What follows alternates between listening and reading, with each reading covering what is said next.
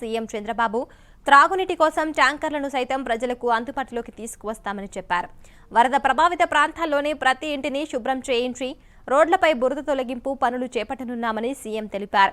అంటువ్యాధులు ప్రబలకుండా ముందు జాగ్రత్తగా అన్ని చర్యలు తీసుకుంటున్నట్లు చెప్పారు. వరద ప్రాంతాల్లో 25 కిలోమీటర్లు తిరిగాను. డ్రోన్ల ద్వారా అనేక మందికి ఆహారం అందించాం. ఆహార పదార్థాలు బాధితుల చేతికి నేరుగా అందించాలని ఆదేశాలు ఇచ్చాం. ట్రాక్టర్ల ద్వారా చాలా మందిని బయటకు తీసుకువచ్చాం. వరద ప్రభావం క్రమంగా తగ్గుతుంది.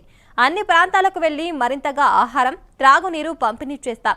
వరద బాధితులు ఆందోళన చెందొద్దు, మేమున్నాం. డ్రోన్ల ద్వారా పంట నష్టం వివరాలు సేకరిస్తాం. కొట్టుకుపోయిన ఆటోలు, కార్లకు బీమా సొమ్ము వచ్చేలా చూస్తాం.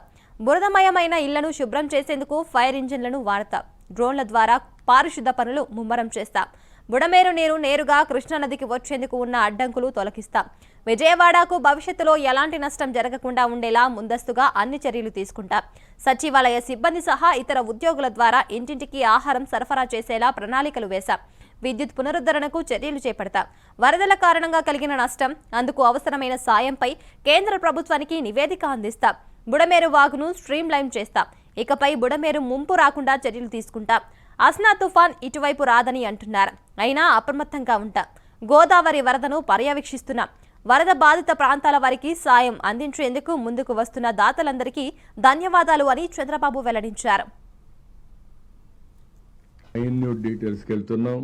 చాలా సిస్టమేటిక్ గా మళ్ళీ ఈ సిటీకి ఇలాంటి జరగకుండా ఉండడం కోసం ఏమేం చేయాలని వెళ్తున్నాం.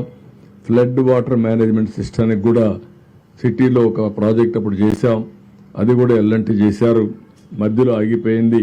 వీళ్ళు వస్తానే ఆపేసే పరిస్థితికి వచ్చారు. మళ్ళా దాన్ని కూడా పూర్తి చేపిస్తాం. ఇలాంటి ప్రతి ఒక్కటి కూడా అనలైజ్ చేసుకుని ఏమేం చేస్తే ఇవన్నీ సెట్ అవుతాయో అన్ని చేయడం కోసం ఒక సమీక్షల్లో కూడా క్లియర్ కట్ యాక్షన్ ప్రోగ్రామ్ పెట్టుకొని ముందుకు పోతున్నాం. వీళ్ళని తొందరలో అన్ని పూర్తి చేస్తాం. This is in brief.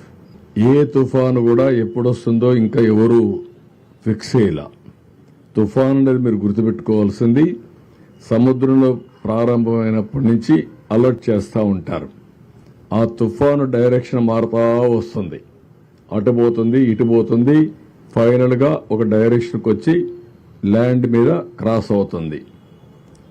ఇప్పటికీ ఇంకా ఫార్మేషన్లో ఉంది. రేపు ఎల్లుండి మనకు ఒక ఐడియా వస్తుంది. ప్రస్తుతానికైతే మనకు రాదని అంటున్నారు, కానీ ఆ డైరెక్షన్ ఏ విధంగా చేంజ్ అవుతుందో వీ కెనాట్ ప్రిడిక్ట్. అది వచ్చినప్పుడు ఎప్పటికప్పుడు మీకు అలర్ట్ ఇస్తాం.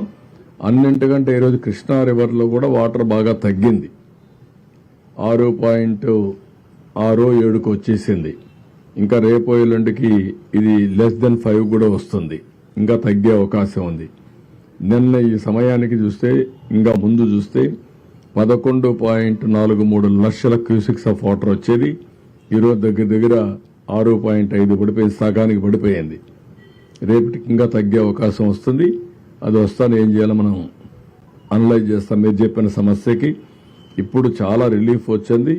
ఇంకంత ప్రమాదం వస్తుంది అనుకోవడం లేదు.